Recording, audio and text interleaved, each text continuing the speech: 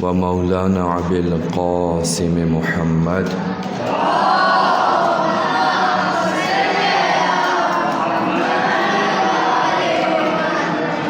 وعلى أهل بيته الطيبين الطاهرين المعصومين المظلومين لا سيما بقية الله العظم أرواحنا له الفداء ولعنة الدائمة على أعدائهم أجمعين من يومنا إلى قيام يوم الدين.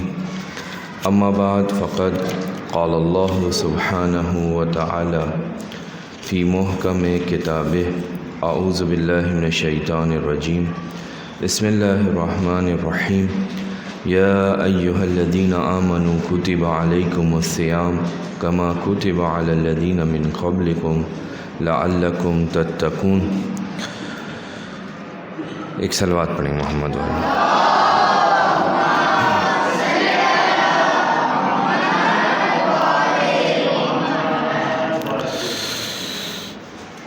پروردگار آپ سب کی، ہم سب کی توفیقات میں اضافہ فرمائے اور اس ماہ مبارک رمضان کی برکتوں سے ہم سب کو بہرہ مند ہونے کی توفیق عطا فرمائے. عزیزان محترم، ہماری جو بات چل رہی تھی وہ یہ تھی کہ جو پروردگار عالم نے ہمیں ایک زبان دی ہے، اس کی بہت ساری آفتیں ہیں، بہت ساری مشکلات ہیں. جہاں اس سے ہم بہت ساری عبادتیں کرتے ہیں، جس طرح سے ابھی آپ لوگ عبادت کر رہے تھے، بہترین عبادت تھی. لیکن جب ہم خالی بیٹھے ہوتے ہیں، جب ہم کوئی عبادت نہیں کر رہے ہوتے، تو پھر یہ زبان جو ہے وہ بہت ساری مشکلات ہمارے لیے کھڑی کرتی ہے. بہت ساری آفتیں، بہت ساری بیماریاں اس زبان کو لاحق ہو جاتی ہیں، اس کے اوپر آ جاتی ہیں، اور اتنی خطرناک بیماریاں ہوتی ہیں کہ جو انسان کو خدا کی رحمت سے دور کر دیتی ہے. خدا کی لعنت اس شخص کے اوپر ہونے لگتی ہے، جہنم کا عذاب اس کے لیے تیار ہو جاتا ہے. بہت ساری بیماریاں، مہلک بیماریاں، خطرناک بیماریاں اس زبان پر آ جاتی ہیں اگر یہ زبان کنٹرول میں نہ ہو.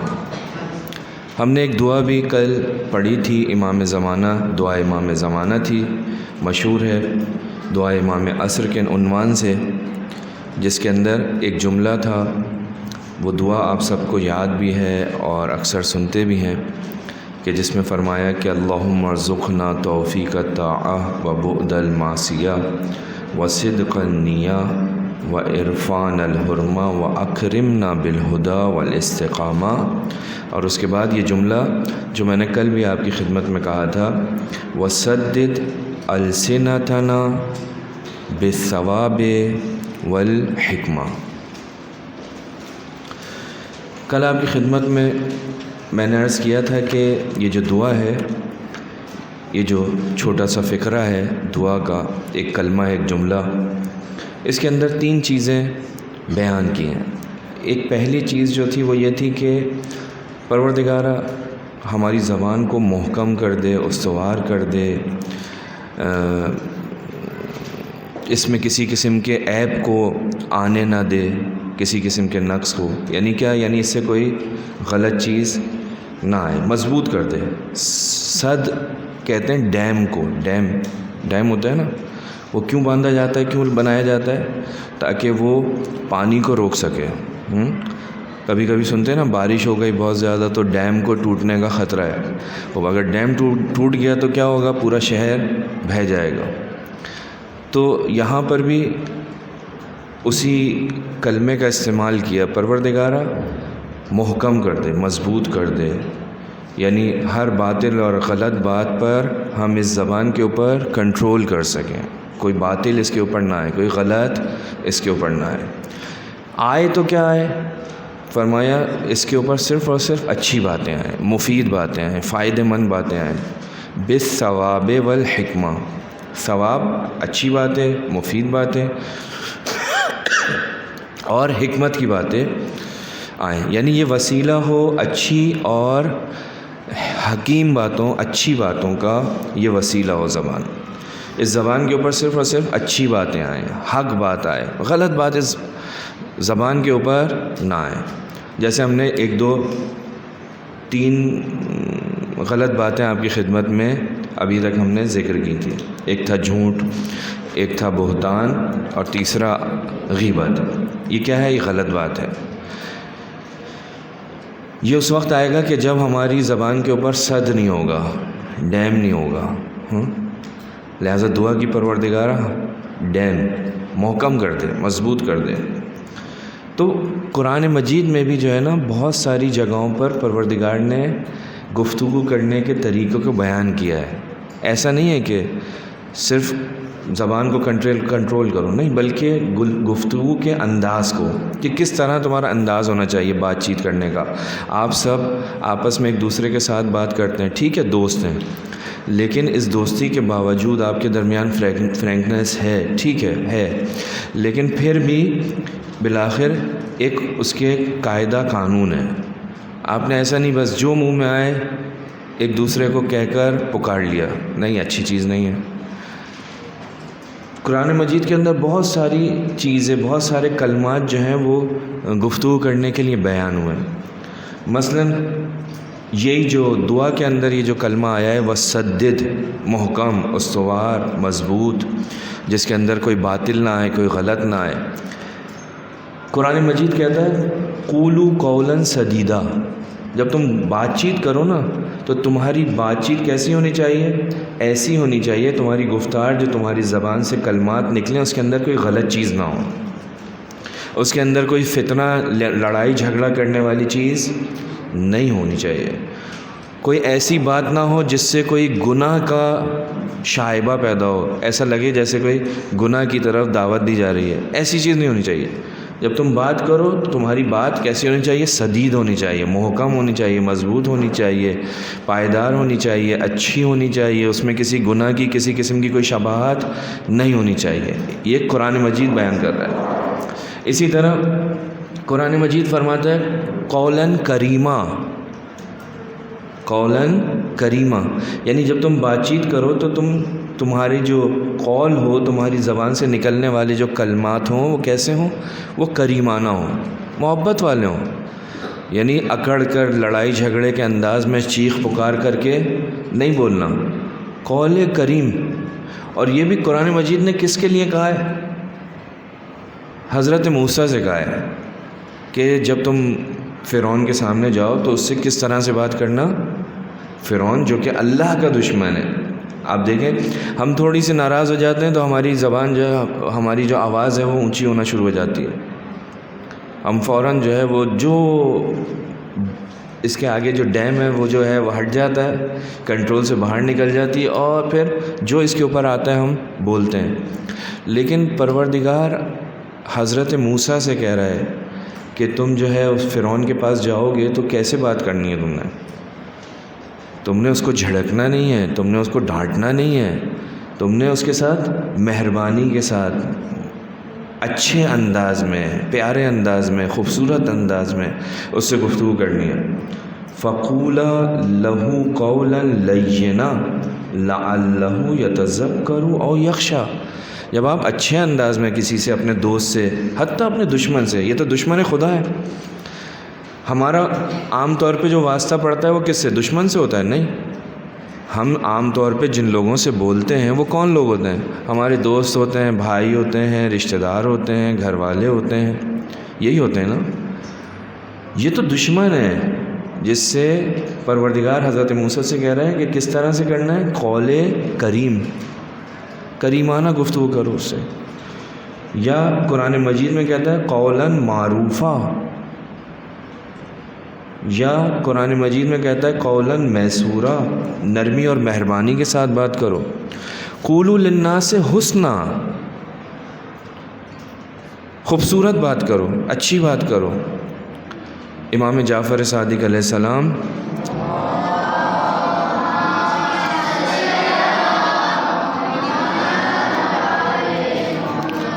فرماتے ہیں جس طرح تم یہ پسند کرتے ہو نا کہ تمہارے ساتھ جو ہے سامنے والا بولے.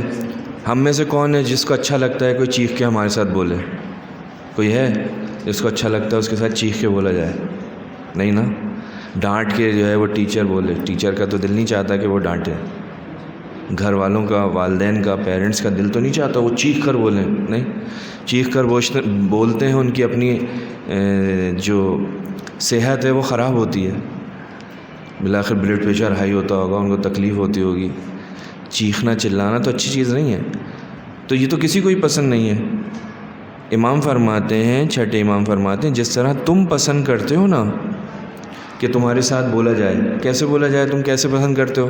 ایسے پسند کرتے ہو پیار سے بولا جائے، محبت سے بولا جائے، ہاں آرام آرام سے بولا جائے، تیز تیز چیخ کر. کسی کو ہی پسند نہیں ہے نا. کسی کو ہے یہاں جو بیٹھے ہوئے بچے، ان میں سے کسی کو پسند ہے کہ اس کے ساتھ چیخ کر چلا کر بولا جائے؟ نہیں، کسی کو پسند نہیں ہے. جس طرح ہمیں پسند نہیں ہے، تو امام فرماتے ہیں قول کیسا ہونا چاہیے؟ حسنہ.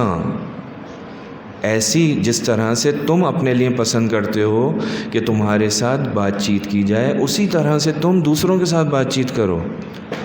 تم کیسے کرتے ہو؟ تم چاہتے ہو کہ تمہارے ساتھ محبت سے پیش آیا جائے، نرمی سے پیش آ جائے، تو تم دوسروں کے ساتھ بھی نرمی سے بات کرو، سختی سے بات نہیں کرو. قولاً بلیغا. خوب بہت سارے ایسے جملے جو یہاں پہ زیادہ ہو جائے گی، یعنی بات تھوڑی سی ممکن مشکل بھی ہو جائے. تو ہماری گفتار کے اندر قرآن مجید کیا کہہ رہا ہے؟ جب بات چیت کرو تو کیسے کرو؟ اچھے انداز میں کرو، خوبصورت انداز میں کرو. جس طرح تم اپنے لیے پسند کرتے ہو کہ تمہارے ساتھ بات چیت کی جائے، اسی طرح دوسروں کے ساتھ بات چیت کرو. یہ امام نے فرمایا. تو یہ جو مختلف کلمات پروردگار عالم نے قرآن مجید میں جو بات چیت کرنے کے، گفتگو کرنے کے لیے بیان کیے ہیں، یہ کس لیے کیے ہیں؟ کہ تاکہ تم قرآن کو پڑھنے کے بعد اپنی عادت اسی طرح سے بناؤ. پیار سے بولو، محبت سے بولو. رسول خدا ایک مقام پہ گزر رہے تھے، آپ کی سواری پر بیٹھے ہوئے تھے، کسی جانور کے اوپر، یا اونٹ تھا یا خچر تھا یا گھوڑا تھا. اس کی جو پکڑنے کی جو لجام ہوتی ہے، لگام ہوتی ہے، وہ ایک آدمی لے کر چل رہا تھا. رسول خدا سواری پر سوار تھے. ظاہراً اونٹ ہوگا، عام طور پہ اونٹ میں ہوتا ہے اس طرح سے. بہرحال تو وہ جو رسول کو لے کے چل رہا تھا، رسول کی سواری کو لے کر چل رہا تھا، اس نے رسول خدا سے ایک سوال کیا. کیا سوال تھا؟ اس نے سوال یہ کیا، یا رسول اللہ بہترین کام کیا ہے؟ بہترین کام کیا ہے؟ رسول خدا سے سوال کیا ہے. رسول خدا کی سواری لے کر چل رہا ہے اور رسول خدا سے پوچھتا ہے، یا رسول اللہ بہترین کام کیا ہے؟ رسول خدا نے کیا فرمایا؟ دیکھو، کام تو بہت سارے ہیں، اچھے کام تو بہت سارے ہیں، لیکن بہت اچھے کام ان کی تعداد کم ہو جاتی ہے. ٹھیک ہے نا؟ تو یہ بھی بہترین کام. رسول خدا نے دو کاموں کی طرف اشارہ کیا. اتفاقاً ایک کے اوپر تو ہماری گفتگو چل رہی ہے، اور دوسرا کام بھی وہ ہے کہ جو ماہ مبارک رمضان سے بہت زیادہ مناسبت رکھتا ہے. رسول خدا نے کیا فرمایا؟ رسول خدا نے فرمایا اطعام الطعام، کھانا کھلانا. بہترین کام کیا ہے؟ دوسروں کو کھانا کھلانا. یہ ہمارے ہاں ایک رسم ہے، دستور ہے کہ ماہ مبارک رمضان میں کیا کرتے ہیں؟ افطاری کرتے ہیں. افطاری کیا ہے؟ یعنی آپ اپنے رشتہ داروں کو، دوستوں کو بلاتے ہیں گھر پر اور ان کو کھانا کھلاتے ہیں، دسترخوان بچھاتے ہیں. اطعام الطعام. اتنا ثواب ہے اس کا ماہ مبارک رمضان کے اندر کہ حتیٰ کہا گیا ایک کھجور سے ہی کسی کو جو ہے کیا کرو، اس کا روزہ افطار کراؤ، طعام کراؤ، کھانا کھلاؤ. بس ایک اچھا کام کیا ہے؟ دوسروں کو کھانا کھلانا. صرف کھانا کھانا نہیں ہے. ہاں، عام طور پہ کیا ہوتا ہے، ہم کھانا کھانے کو زیادہ پسند کرتے ہیں. نہیں، اسلام کھانا کھلانے کو زیادہ پسند کرتا ہے. رسول اللہ کو کیا پسند ہے؟ کھانا کھلانا. کا بہترین کام کیا ہے؟ ایک کام کھانا کھلانا، اور دوسرا بہترین کام کیا ہے؟ فرمایا اطیاب الکلام، اچھی گفتگو کرنا، خوبصورت گفتگو کرنا، اچھا بولنا. دوسروں کے ساتھ جب بات چیت کرو تو اچھے انداز میں گفتگو کرنا. رسول خدا فرماتے ہیں کہ یہ بہترین کام ہے. بس دو بہترین کام جو رسول خدا بیان فرما رہے ہیں ان میں سے ایک کیا ہے؟ یہ اچھی گفتگو. قرآن مجید بھی کہتا ہے تمہاری جو گفتگو ہے لین ہونی چاہیے، نرم و ملائم ہونی چاہیے، کریمانہ ہونی چاہیے، بلیغ ہونی چاہیے، خوبصورت ہونی چاہیے. رسول خدا بھی کیا فرماتے ہیں کہ اطیاب الکلام، خوبصورت کلام، اچھی گفتگو، نرم و ملائم گفتگو، اچھا بولنا. یہ کیا ہے؟ تمہاری زبان سے جو الفاظ ادا ہوں وہ ایسے ہونے چاہیے جیسے تم پسند کرتے ہو. چوتھے امام زین العابدین علیہ السلام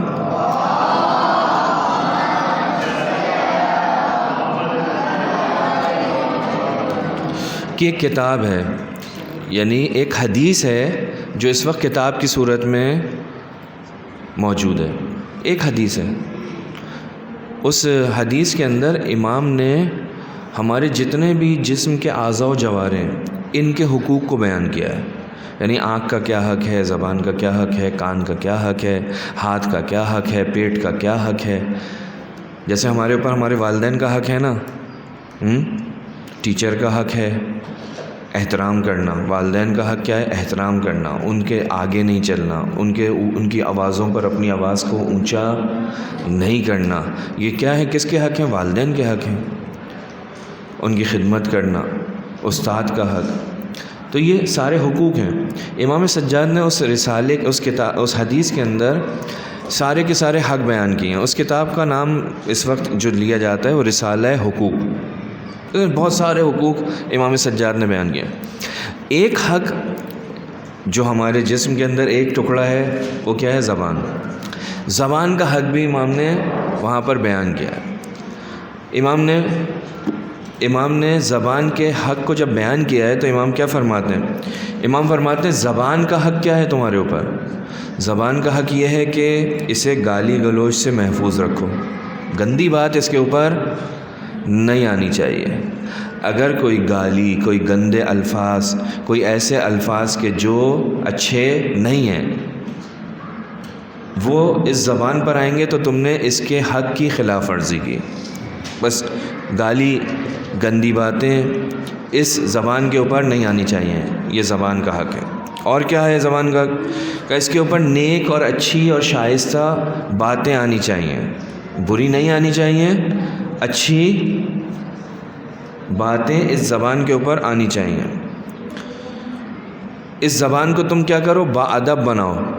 ہر جگہ پہ نہیں کھلنی چاہیے.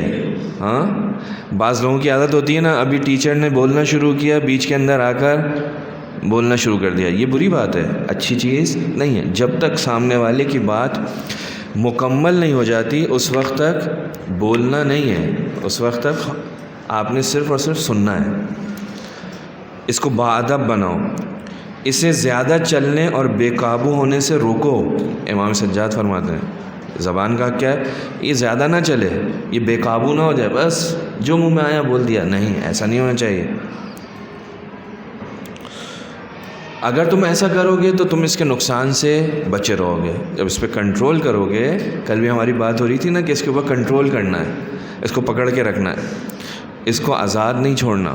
اگر تم اس کو کنٹرول کرو گے تو امام فرماتے ہیں تم اس کے نقصانات سے بچ جاؤ گے.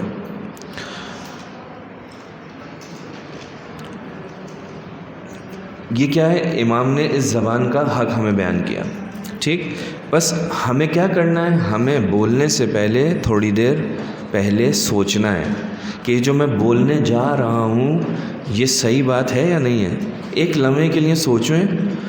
اگر عقل کہتی ہے کہ نہیں یہ نہیں بولنا چاہیے، اس کو چھوڑ دیں، وہ بات ادا نہ کریں، یا پھر اپنا انداز بدلیں اور سوال کی صورت کے اندر اپنے بڑے سے پوچھیں کہ کیا اس طرح سے ہو سکتا ہے. اپنی رائے نہیں دیں بلکہ ان سے پوچھیں. لہٰذا مومن کی جو علامت ہے نا، آپ سب مومن ہیں، مومن کی جو ایک علامت ہے وہ یہی ہے کہ مومن کی علامت یہ ہے کہ اس کی جو زبان ہے نا اس کے دل کے پیچھے ہوتی ہے، اور منافق کی زبان جو ہے اس کے دل کے آگے ہوتی ہے. کیا مطلب؟ دل کے پیچھے ہوتی ہے، دل کے آگے ہوتی ہے. رسول اللہ فرماتے ہیں لسان المومن وراء قلبہ، اس کے دل کے پیچھے ہوتی ہے. کیا کہنا چاہ رہے ہیں؟ کہنا یہ چاہ رہے ہیں کہ مومن پہلے سوچتا ہے پھر بولتا ہے. پہلے سوچتا ہے پھر بولتا ہے. لیکن جو منافق ہے وہ کیا کرتا ہے؟ پہلے بولتا ہے پھر سوچتا ہے، لہٰذا اس کو نقصان زیادہ ہوتا ہے. تو رسول اللہ آپ کو، مجھے، ہم سب کو بتا رہے ہیں کہ دیکھو تمہیں کیسے کرنا ہے. تمہیں پہلے سوچنا ہے پھر بات کرنا. ایسے ہی بغیر سوچے سمجھے جو بات کرتا ہے وہ منافق ہے، وہ صحیح آدمی نہیں ہے. حتیٰ اگر آپ جا کے ہسٹری کو پڑھیں تو تاریخ میں ملتا ہے کہ رسول کے بعض صحابی ایسے ہوتے تھے جو اپنے منہ میں پتھر رکھ لیتے تھے. ابھی عجیب سا لگے گا، کیوں رکھتے تھے پتھر؟ اس لیے کہ جب پتھر رکھ لیں گے تو کچھ بول نہیں سکتے. جب کچھ بولنا ہوتا تھا تو پتھر نکالتے تھے. اب ظاہر سی بات ہے جب پتھر نکالیں گے بولنے سے پہلے تو سب کچھ سوچ بھی لیں گے، سوچنے میں تو ٹائم نہیں لگتا. سوچ لیں گے اور پھر اس وقت وہ بولتے تھے اور دوبارہ پتھر رکھ لیتے تھے. رسول خدا جب گفتگو کرتے تھے تو ایسی کیفیت ہوتی تھی کہ جیسے انسان جب بہت کمزور ہوتا ہے، بیمار ہوتا ہے تو بہت ہی آہستہ آہستہ بولتا ہے. رسول خدا اس طرح سے بولتے تھے. لہٰذا یہ جلدی جلدی بولنا، چیخنا، چلانا، یہ نہ رسول اللہ کا انداز ہے، نہ ائمہ معصومین کا انداز ہے، اور نہ ہی ان کو پسند ہے. آرام سے، سکون سے، سوچ سمجھ کر بولنا ہے. تو تیسری خصوصیت کیا ہو گئی اس کے اندر؟ دوسری خصوصیت یہ ہو گئی کہ اس کے اوپر کیا ہے؟ صحیح بولنا ہے. اور تیسری خصوصیت کیا ہے؟ اس کے اوپر حکمت آئے، اچھی باتیں آئیں. یعنی اس زبان سے جو چیز ادا ہو وہ اچھی ہو، ہر چیز زبان کے اوپر نہ آئے. اور یہ ایک عقلی قانون بھی ہے آپ کے پاس. قانون یہ ہے کہ جب آپ کو کوئی چیز ملتی ہے تو آپ کی عقل کہتی ہے کہ اس چیز کے دینے والے کو شکریہ کہا جائے، ہے نا؟ آپ کہتے ہیں نا جب بھی آپ کوئی چیز ملتی ہے تو آپ کہتے ہیں تھینک یو. یہ ہماری شریعت بھی ہمیں یہ کہتی ہے اور ہماری عقل بھی یہی کہتی ہے. لہٰذا یہ تھینک یو پوری دنیا کے اندر ہے، چاہے مسلمان ہو چاہے غیر مسلمان ہو. یہ سارے کے ساری ہر جگہ پر جب بھی آپ کسی کو کوئی نعمت دیتے ہیں تو وہ کیا کرتا ہے؟ اس کے مقابلے میں شکریہ کرتا ہے، تھینک یو کرتا ہے. پروردگار، یہ عقلی قانون ہے، نعمت پر شکر ادا کریں گے. قرآن بھی کہتا ہے، قرآن ایک اسٹیپ آگے آ کے کہتا ہے کہ اگر تم نعمت پر شکر ادا کرو گے تو پروردگار تمہاری نعمت کو اور بڑھا دے گا. لَإِن شَكَرْتُمْ لَأَزِيدَنَّكُمْ. اور اگر تم شکر نہیں کرو گے تو پروردگار تمہاری نعمتوں کو کم کر دے گا. پروردگار کا عذاب بہت سخت ہے. تو یہ عقل بھی کہتی ہے اور دین بھی کہتا ہے، ہمارا مذہب بھی کہتا ہے کہ جب بھی کوئی نعمت ملے اس پہ شکریہ ادا کرو. تو یہ جو زبان جو اللہ کی ایک نعمت ہے، اس کا شکریہ کیا ہے؟ زبان ایک نعمت ہے نا. کبھی ان لوگوں کو دیکھا ہے کہ جن کے پاس بولنے کی طاقت نہیں ہے، جب وہ بیچارے ان لوگوں کے پاس آ جاتے ہیں، ان لوگوں کے درمیان کے جو ان کی زبان نہیں جانتے، جو بول رہے ہوتے ہیں، جو بول نہیں سکتے بلکہ زبان سے بولتے ہیں، وہ گونگے افراد جب ان کے درمیان آتے ہیں تو کتنے پریشان ہو جاتے ہیں، کیا کریں، اپنی بات کو کیسے سمجھائیں. ہاں، اس وقت آپ کو احساس ہوتا ہے کہ یار ہمارے پاس اللہ نے اتنی بڑی نعمت دی ہے، ہم اپنی بات کو آسانی سے ایک دوسرے کو بیان کر سکتے ہیں. ان بیچاروں کو کسی مخصوص جگہ پر جا کر ایک خاص لینگویج سیکھنی پڑتی ہے، پھر وہ جا کر وہ لینگویج ہر کسی کو آتی نہیں ہے، لہٰذا یہ اپنی بات کو کتنی مشکل سے دوسروں کو بتاتے ہیں، کتنی مشکل ہوتی ہے. اس وقت ہمیں احساس ہوتا ہے کہ زبان کتنی بڑی نعمت ہے. تو یہ جو نعمت پروردگار عالم نے ہم سب کو دی ہے، ہم بہت ہی آسانی سے بولتے ہیں، تو اس کا شکریہ کیا ہے؟ اس کا شکریہ یہ ہے کہ اس زبان کے اوپر ہمیں کنٹرول ہو اور اس کے اوپر صحیح اور اچھے الفاظ اس سے نکلیں.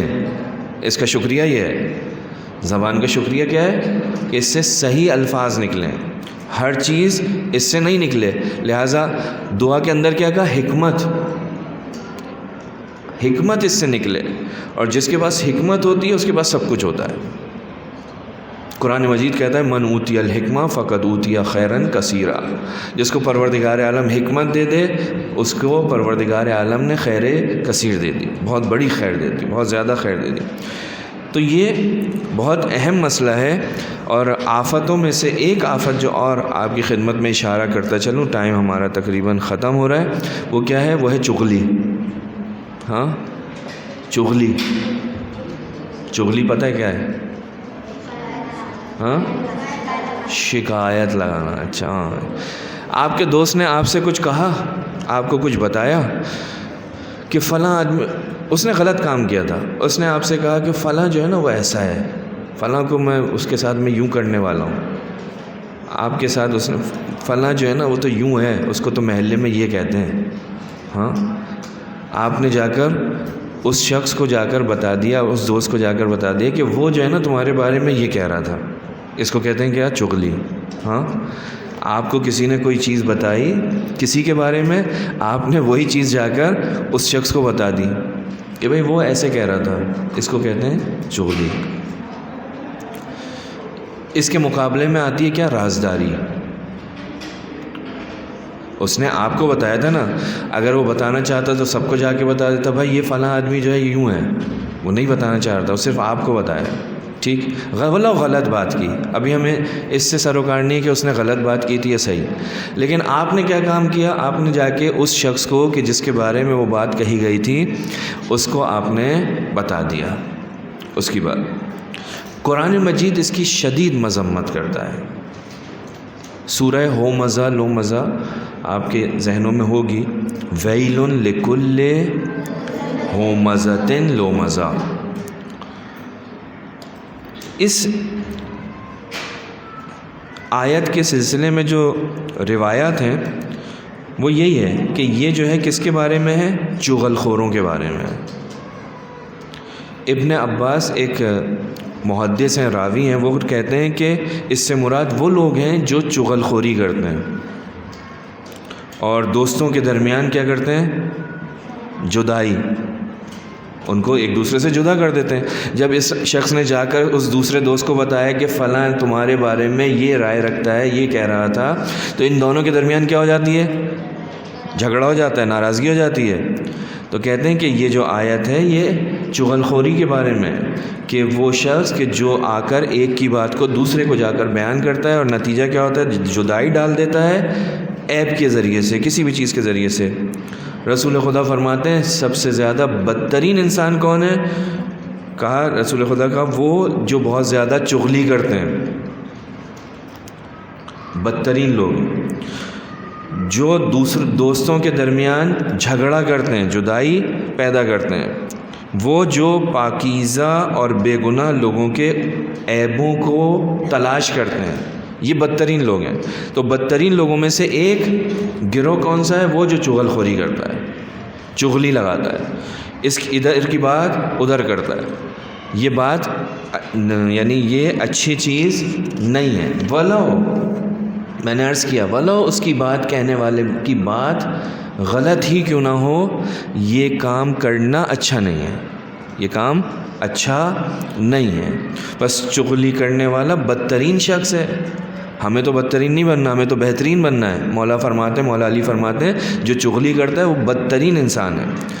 چغلی کرنے والے کے لیے عذاب قبر، یہ جو قبر کا عذاب ہم نے کل بھی بات کی تھی کہ غیبت کرنے والے پر عذاب قبر ہوتا ہے.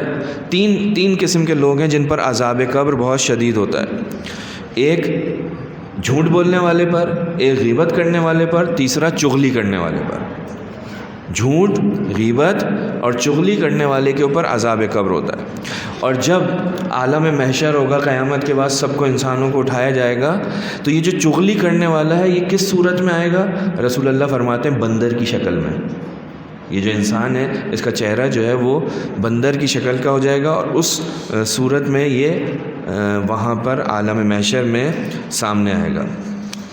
لہٰذا چغلی بہت ہی بری بیماری ہے، بہت ہی خطرناک بیماری ہے. اتنی بری بیماری ہے کہ خدا کی رحمت جو ہے وہ نہیں آتی. وہ حضرت موسیٰ کا واقعہ شاید آپ لوگوں نے سنا ہو کہ حضرت موسیٰ کے زمانے میں قحط پڑ گیا تھا، بارش نہیں ہو رہی تھی. تو حضرت موسیٰ نے دعا کی، پروردگار سے نماز پڑھی لیکن بارش نہیں ہوئی. پروردگار سے پوچھا پروردگار کیا بات ہے؟ کہا ایک چغل خور ہے، یعنی چغلی کرنے والے کی وجہ سے اللہ کی رحمت نازل نہیں ہو رہی. کہا تمہارے درمیان. کہا کہ کون ہے؟ تو پروردگار نے کہا کہ جب میں پسند نہیں کرتا چغل خور کو تو میں کیسے بتاؤں؟ کہ جاؤ ان سے کہو کہ توبہ کریں. سب نے استغفار کی، توبہ کی، بارش ہو گئی. تو یہ جو چغلی ہے یہ بہت ہی بری چیز ہے، بری چیز ہے. یا وہ واقعہ جو ہارون رشید کے زمانے میں ہوا کہ امام ہفتم امام موسیٰ کاظم علیہ السلام